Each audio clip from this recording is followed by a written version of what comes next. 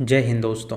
कैसे हैं आप लोग। तो आज हम बात करने वाले हैं साल 2023 में आई एक इंडियन हॉरर मूवी के बारे में जिसका नाम है विक्टोरिया एक रहस्य। दोस्तों, इस फिल्म की कहानी काफ़ी अच्छी है जो कि आपको बेहद पसंद आएगी, तो आप इस वीडियो को अंत तक ज़रूर देखिएगा। मूवी की स्टार्टिंग में हम अंकिता और सिद्धार्थ नाम के एक कपल को देखते हैं जो कि किसी का वेट कर रहे थे। दरअसल वो लोग अधिराज नाम के एक रिश्तेदार का वेट कर रहे थे जो कि सिद्धार्थ का रिश्तेदार था और उसका वहाँ पर बहुत बड़ा होटल था। वो दोनों वहाँ पर वैकेशन के लिए आए थे और उन्होंने प्लान किया था कि वो उसके होटल में ही रुकेंगे। उनकी अधिराज से कॉल पे बात होती है और कुछ देर बाद अधिराज वहाँ पर आ जाता है उन्हें लेने के लिए। लेकिन जब ये लोग अधिराज को देखते हैं तो वो उन्हें जाना पहचाना नहीं लग रहा था, क्योंकि ये पहली बार था कि सिद्धार्थ अपने रिश्तेदार से मिल रहा था। उसके बाद अधिराज उन्हें अपनी गाड़ी में बैठाता है और उन्हें होटल ले जाने के लिए निकल जाता है और रास्ते में वो उन्हें अपनी कहानी सुनाने लगता है। वो बताता है कि उसकी लाइफ काफ़ी ज़्यादा ट्रेजिडी से भरी थी और उसके जो दादा थे उन्होंने होटल विक्टोरिया को एक ऑक्शन में ख़रीदा था। लेकिन उस होटल के ख़रीदने के कुछ दिनों बाद ही वो होटल बहुत बुरी तरह फ्लॉप हो गया और कुछ दिनों बाद उन्हें एक बीमारी हुई जिसकी वजह से उनकी मौत हो गई थी। उसके दादा के बाद उसके पिता ने भी उस होटल को चलाने की कोशिश करी थी, लेकिन वो होटल वो नहीं संभाल पाए थे जिसकी वजह से उन्होंने आत्महत्या कर ली थी। उनके मरने के बाद वो होटल उसके नाम हो गया था और अधिराज ने उस होटल को चलाया जो कि अब सक्सेसफुल है। अधिराज उन्हें ये भी बताता है कि उसकी सक्सेस के पीछे उसकी वाइफ रेणुका का बहुत बड़ा हाथ है, क्योंकि उसके आइडियाज से वो काम किया और आज वो सक्सेसफुल है। लेकिन दुख की बात यह है कि अब उसकी वाइफ उसके साथ नहीं है, क्योंकि कुछ साल पहले एक कार एक्सीडेंट में उसकी मौत हो गई थी। उसके मौत के बाद से ही वो होटल काफ़ी सुनसान पड़ गया और उसने डिसाइड किया कि वो उस होटल को बंद कर देगा। ये कहानी सुन के वो कपल काफ़ी ज़्यादा हैरान हो जाते हैं और जब अधिराज अपने होटल के बाहर पहुंचता है तो वो उसके उस होटल को देखकर काफ़ी ज़्यादा हैरान हो जाते हैं, क्योंकि वो दिखने में काफ़ी ज़्यादा क्रीपी लग रहा था। जब वो लोग होटल में एंटर करते हैं तो उन दोनों को बहुत ज़्यादा अजीब लगता है। तभी अचानक सिद्धार्थ को उसके डैड का कॉल आता है जो कि उसका हालचाल पूछते हैं, तो वो कहता है कि वो लोग ठीक हैं और उसके बाद उसके पिता कहते हैं कि उन्हें अधिराज से बात करनी है। तो अधिराज उस फ़ोन को ले लेता है और उन दोनों को अपने रूम में जाने के लिए कहता है और ख़ुद फ़ोन लेके वो दूर चला जाता है बात करने के लिए। अब जब ये लोग ऊपर वाले फ्लोर पर जाते हैं तो वहाँ पर उन्हें बहुत ज़्यादा अंधेरा मिलता है और उन्हें वहाँ पर कुछ भी नज़र नहीं आ रहा था। तभी अंकिता नोटिस करती है कि अंधेरे के अंदर से किसी के बात करने की आवाज़ आ रही है, लेकिन सिद्धार्थ उन आवाज़ों को नहीं सुन पा रहा था। जब अधिराज वापस आता है तो वो उन दोनों को वहाँ पर देखता है और वो उनसे कहता है कि दरअसल उस एरिया में जाना अलाउड नहीं है, यानी कि जब तक वो इस होटल में रह रहे हैं वो उस एरिया में हरगिज़ ना जाएं। उसकी बात सुन के ये दोनों काफ़ी ज़्यादा हैरान हो जाते हैं, लेकिन वो इसे नज़रअंदाज कर देते हैं और वहाँ से चले जाते हैं। अभी दोनों जब अपने रूम में जाते हैं तो वहाँ पर अपने सामान निकालने लगते हैं और तभी अचानक हम देख पाते हैं कि उनकी बातों को कोई बाहर से सुन रहा था। अब रात को अभिराज इन दोनों को डिनर के लिए बुलाता है, जहाँ पर ये तीनों एक गेम खेलने का प्लान करते हैं और इसमें उन तीनों को एक दूसरे के बारे में कुछ चीज़ें गेस करनी होती हैं और जो भी 3 बार रॉन्ग गेस करेगा उसे एक डेयर दिया जाएगा। अब ये गेम चालू होता है और वो इसे खेलने लगते हैं, लेकिन जब अंकिता की बारी आती है तो वो अधिराज से रेणुका के बारे में पूछने लगती है। अंकिता ये गेस करती है कि जब उसकी और रेणुका की शादी हुई थी तो वो उसकी लाइफ का सबसे बेस्ट डे था, लेकिन अधिराज इस बात पे बिल्कुल भी एग्री नहीं करता। उसके बाद वो एक और गेस करती है जहाँ वो उससे कहती है कि रेणुका आज जहाँ पर भी होगी वो अच्छी जगह पर होगी, लेकिन अधिराज इस बात पर भी डिसएग्री कर जाता है और एक और सवाल पे वो डिसएग्री कर गया था, यानी कि अंकिता के 3 गेस रॉन्ग हो चुके थे। इसीलिए अधिराज उसे अब डेयर देने वाला था, लेकिन वो उसे डेयर नहीं देता और वहाँ से गुस्सा होकर चला जाता है। इसीलिए सिद्धार्थ ये फैसला करता है कि अब वो अपनी वाइफ को डेयर देगा। वो उससे कहता है कि उसका डेयर ये है कि उसे उस अंधेरी जगह पर जाना होगा जहाँ पे जाने से अधिराज ने उन्हें मना किया था और उस कमरे में जाके उसे एक सेल्फी खींच के उसे भेजनी है।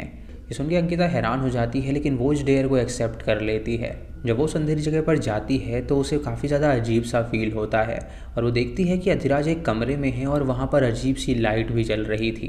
तभी अचानक उसका हाथ दीवार पे लग जाता है जिसकी वजह से वहाँ पर एक आवाज़ होती है। अधिराज जब ये आवाज़ सुनता है तो वो वहाँ पर पहुँचता है, लेकिन उसे वहाँ पर कोई भी नहीं मिलता, क्योंकि अंकिता किसी और कमरे में जाके छुप चुकी थी। अंकिता जब वहाँ पर छुपी हुई होती है तो उसके पीछे हम किसी को देख पाते हैं जो कि उसे पीछे से घूर रही थी और उसे लगने लगता है कि शायद वहाँ पर रेणुका की आत्मा है, इसीलिए वो वहाँ पर रखे हुए मैनिक्विन से पर्दा हटाने लगती है। लेकिन तभी अचानक उसके हाथ से एक बॉक्स गिर जाता है और उस बॉक्स के अंदर किसी अर्जुन माथुर नाम के बंदे का एक इलेक्ट्रिसिटी बिल था, जिसे देखकर वो हैरान हो जाती है और सोचने लगती है कि आखिर ये अर्जुन माथुर कौन है। उसके बाद अंकिता वहाँ पे एक सेल्फी लेती है और वापस से अपने रूम में चली जाती है, जिससे कि उसका डेयर कंप्लीट हो चुका था। अगली सुबह रेणुका जब पार्क में जॉगिंग कर रही होती है तो उसकी नज़र होटल के एक कमरे पर पड़ती है जहाँ से कोई लेडी उसे खिड़की से घूर रही थी। ये देख के उसे लगता है कि शायद उस होटल रूम में कोई मौजूद होगा, इसीलिए वो उसे इग्नोर कर देती है और वो आगे बढ़ती है जहाँ पर उसे 2 क्लीनर्स नज़र आते हैं।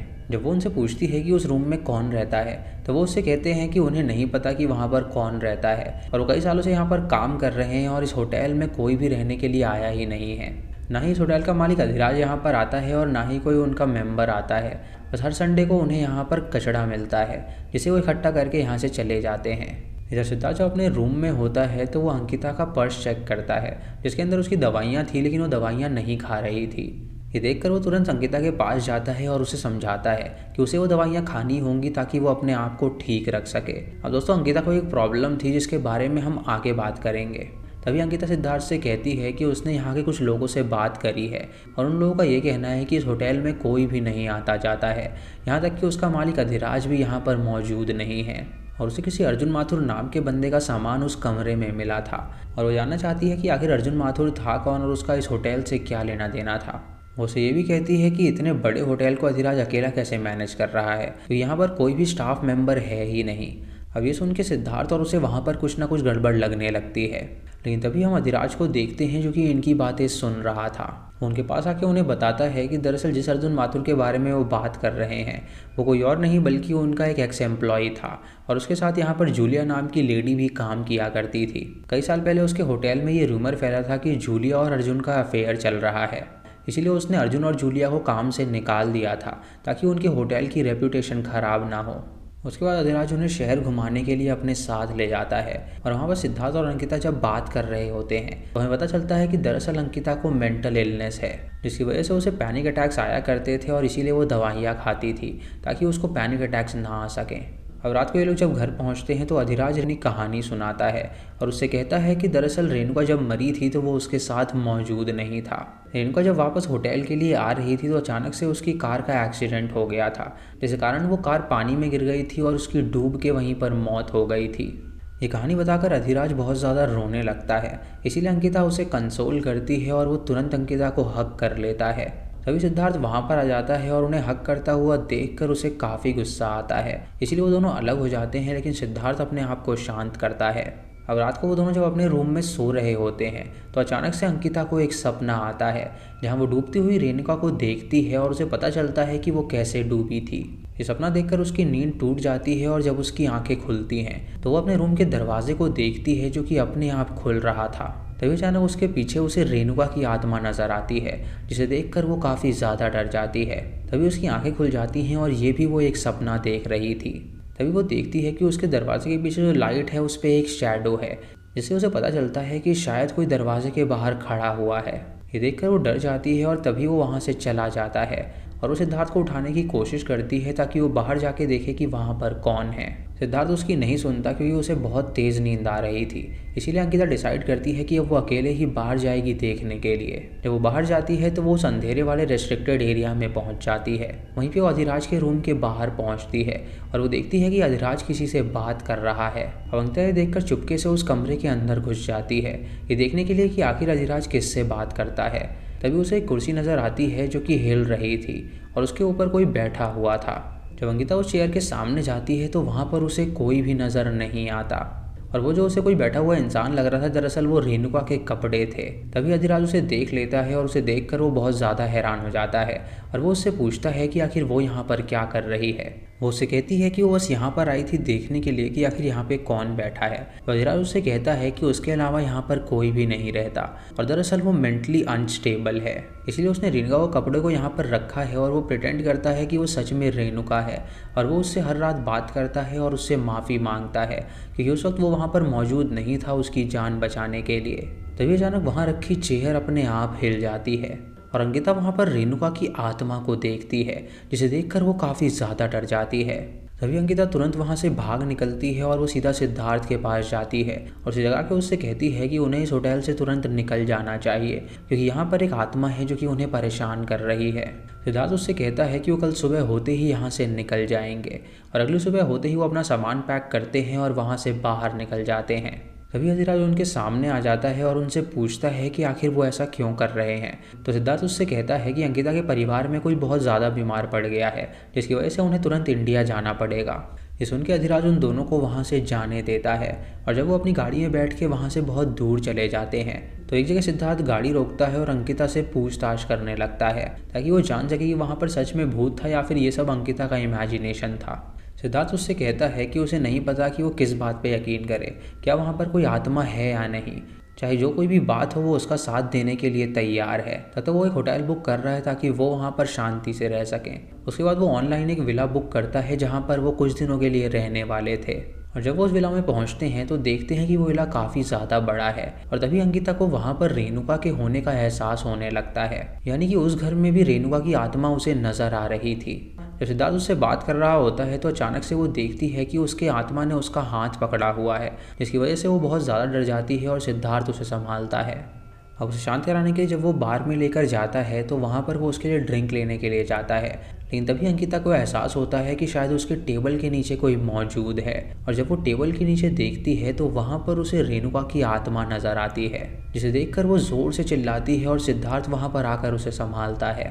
उसके बाद सिद्धार्थ उसे बाहर लेकर जाता है और उससे कहता है कि यहाँ पर कोई भी आत्मा नहीं है, लेकिन अंकिता को वो आत्मा ठीक उसके पीछे ही खड़ी हुई नजर आ रही थी। वो सिद्धार्थ को कहती है कि वो आत्मा ठीक उसके पीछे खड़ी है, लेकिन सिद्धार्थ को उसके पीछे कोई भी नज़र नहीं आता। वो उससे कहता है कि उसके मन का वहम है और कुछ भी नहीं, और अगर कोई आत्मा है भी तो वो उस होटल विक्टोरिया में है, यहाँ पर खुलेआम वो आत्मा नहीं घूम सकती। तभी अंकिता देखती है कि वो आत्मा वहाँ से गायब हो गई है और उसे भी कहीं ना कहीं ये लगने लगता है कि शायद वो उसका हेलुसिनेशन होगा। उसके बाद जब वे शहर में घूम रहे होते हैं तो अचानक से अधिराज उनके सामने आ जाता है और वो उन्हें देखकर हैरान हो जाता है और उनसे पूछता है कि आखिर वो लोग अब तक इंडिया क्यों नहीं गए। अब ये सुन के सिद्धार्थ उसे सच बताता है कि उसके घर में उन्हें आत्मा होने का एहसास हुआ था, इसलिए उन्होंने डिसाइड किया कि वो उसके होटल में नहीं रहेंगे। अधिराज ये सुन के हैरान हो जाता है और उनसे कहता है कि वहाँ पर कोई भी आत्मा नहीं है, बल्कि वो हर रात बस रेणुका को इमेजिन करता है और उससे माफ़ी मांगता है। वो अंकिता पे गुस्सा भी करने लगता है, ये जानना चाहता था कि उसकी वाइफ की आत्मा उसे कैसे दिख रही है, लेकिन सिद्धार्थ उसे रोकता है और उससे कहता है कि वो तुरंत यहाँ से चला जाए। इसीलिए अधिराज तुरंत वहाँ से गुस्से में निकल जाता है। शाम होते ही जब ये दोनों वापस अपने विला में आते हैं तो उन्हें पता चलता है कि उनके घर में चोरी हुई है और उनके सूटकेस से उनके पासपोर्ट और पेपर्स गायब हैं, जिसकी वजह से वो अब इंडिया वापस नहीं जा सकते थे। अंकिता ये डिसाइड करती है कि वो इस बात को सिद्धार्थ से छुपाएगी, क्योंकि अगर उसे बात पता चलेगी तो वो उसे बहुत डांटेगा। तभी अचानक उसका जो बेड होता है वो नीचे से उठ जाता है और ये देखकर वो काफ़ी डर जाती है और जब वो बेड के नीचे देखती है तो उसे वहाँ पे रेणुका की आत्मा के पैर नजर आते हैं। ये देखकर वो उस आत्मा का पीछा करते हुए किचन तक पहुँचती है, लेकिन तभी सिद्धार्थ उसे वहाँ पर आकर रोक देता है। तभी वो लोग अपने घर के बाहर अधिराज की गाड़ी को देखते हैं जो कि उनके विला तक पहुंच गया था। सिद्धार्थ देखकर बाहर जाता है और वह अधिराज का कॉलर पकड़ लेता है और उसे कहता है कि वो उसकी बीवी से दूर रहे, क्योंकि वो जानता है कि वो उसकी बीवी के करीब आना चाहता है। सिद्धार्थ उसे पीटता भी है, लेकिन अधिराज उससे कहता है कि वो यहाँ पर बस उनसे माफ़ी मांगने के लिए आया था, क्योंकि उसने उन लोगों के साथ बहुत ही रूडली बिहेव किया था। अंकिता को यहाँ पर कुछ ना कुछ गड़बड़ लगती है, क्योंकि उनके साथ बहुत ज़्यादा इंसिडेंट हो चुके थे और यहाँ पर अचानक से उसका सॉरी बोलना उसे पच नहीं रहा था। अंकिता को ये भी लग रहा था कि शायद उसके पासपोर्ट और मेडिकेशन भी अधिराज ने ही चोरी किए हैं ताकि वो उन्हें यहाँ से जाने ना दे सके। वो फैसला करती है कि वो खुद इस बात का पता लगाएगी। अगली सुबह वो जूलिया से मिलने के लिए जाती है जो कि उस होटल विक्टोरिया में काम किया करती थी। जूलिया उसे बताती है कि अधिराज बहुत ही स्ट्रिक्ट ओनर था जो कि उन्हें हमेशा छोटी छोटी बातों पर डांटा करता था, लेकिन अधिराज किसी के लिए जानलेवा बिल्कुल साबित नहीं हो सकता है क्योंकि वो दिल का भी अच्छा इंसान है। जब वो वहाँ पर काम करती थी तो उनके बीच ये रूमर फैला था कि अर्जुन माथुर और रेणुका का अफेयर चल रहा है। अब ये बात सुनकर अंकिता बहुत ज़्यादा हैरान हो जाती है क्योंकि अधिराज ने उससे कहा था कि जूलिया और अर्जुन का अफेयर था, लेकिन यहाँ तो अर्जुन के साथ उसकी बीवी के अफेयर के ही रूमर चल रहे थे। जूलिया उसे बताती है कि दरअसल अर्जुन रेणुका से बहुत ज़्यादा प्यार करता था, लेकिन रेणुका उसे सिर्फ अपना एक अच्छा दोस्त माना करती थी क्योंकि वो सिर्फ अपने पति से ही प्यार करती थी। इधर सिद्धार्थ अधिराज के पास जाता है और उसे डिनर के लिए इनवाइट करता है क्योंकि वो उसे पीटने के लिए उससे माफ़ी मांगना चाहता था। तभी सिद्धार्थ के पिता का उसे वीडियो कॉल आता है और सिद्धार्थ जब उस कॉल को उठाता है तो उसका पिता उससे कहता है कि वो अधिराज से उसकी बात कराए। और जब सिद्धार्थ अधिराज की तरफ उस फ़ोन को पलटता है तो उसके पिता अधिराज की शक्ल देखते हैं और उससे कहते हैं कि ये बंदा तो अधिराज है ही नहीं। ये सुनकर सिद्धार्थ हैरान हो जाता है और उसे पता चलता है कि वो बंदा अधिराज नहीं है। तभी अचानक अधिराज उस पर अटैक कर देता है और उसे किडनैप कर लेता है और वो सिद्धार्थ से कहता है कि वो तुरंत अंकिता को कॉल करे और उसे विला में वापस भेजे। और सिद्धार्थ बिल्कुल वैसा ही करता है। इसीलिए अंकिता उस होटल में जाने के लिए तैयार हो जाती है। ऐसा करते ही अधिराज सिद्धार्थ को मौत के घाट उतार देता है। इधर अंकिता जब वापस वहाँ पहुँचती है तो वहाँ पर उसे रेणुका की आत्मा नजर आती है और वो उसे वहाँ पर अपनी कहानी बताने लगती है। उसकी आत्मा उसे बताती है कि दरअसल जिसे वो अधिराज समझ रहे हैं वो कोई और नहीं बल्कि वो अर्जुन माथुर है। अर्जुन माथुर अधिराज का एक असिस्टेंट हुआ करता था और वो उसकी वाइफ रेणुका से बहुत ज़्यादा प्यार किया करता था, लेकिन रेणुका उसे सिर्फ अपना एक दोस्त मानती थी। लेकिन अर्जुन उसके प्यार में बहुत ज़्यादा पागल हो गया था और वो उसको पाने के लिए किसी भी हद तक गुजर सकता था। एक दिन कार में अर्जुन और रेणुका पार्टी से वापस होटल में जा रहे थे और इसी बात पे रेणुका से वो लड़ाई करने लगा था और उसका कहना था कि वो अपने पति को छोड़ के उससे शादी कर दे, लेकिन रेणुका ने उसे ऐसा करने से इनकार कर दिया था। इसीलिए अर्जुन और उसकी झड़प हुई थी, जिसकी वजह से उनके कार का एक्सीडेंट हो गया था और उनकी कार पानी में जा गिरी थी, जिसकी वजह से उनकी गाड़ी में पानी भर गया था। अर्जुन को इस बात पे काफ़ी गुस्सा था, इसीलिए वो कार से अकेला निकल गया और रेणुका को उसने वहीं पे डूबने के लिए छोड़ दिया, जिसकी वजह से रेणुका की वहीं पर मौत हो गई थी। अब अधिराज को ये बात पता चली कि जब अर्जुन उसके साथ था तो उसने उसे नहीं बचाया था, इसीलिए अधिराज इस बात पर बहुत ज़्यादा गुस्सा हुआ था। इसीलिए अर्जुन ने अधिराज को भी जान से मार डाला था और उसके बाद उसने होटल को टेक ओवर कर लिया और उसे बंद कर दिया, जिसके बाद वो होटल में कोई भी नहीं आता जाता था और वो अधिराज की जगह पर आ गया, जिसकी वजह से उसने अपनी आइडेंटिटी ही बदल दी थी और वो अधिराज बन के जी रहा था।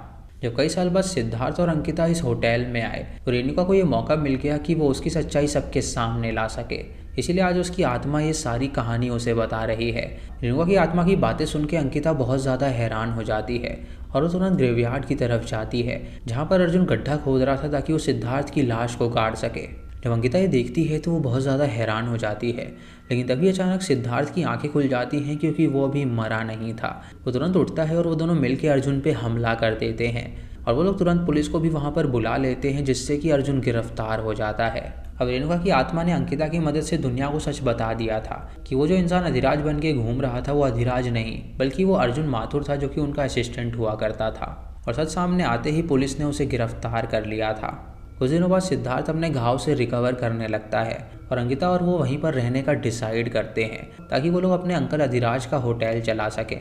और इसी के साथ ये मूवी यहीं पर ख़त्म हो जाती है।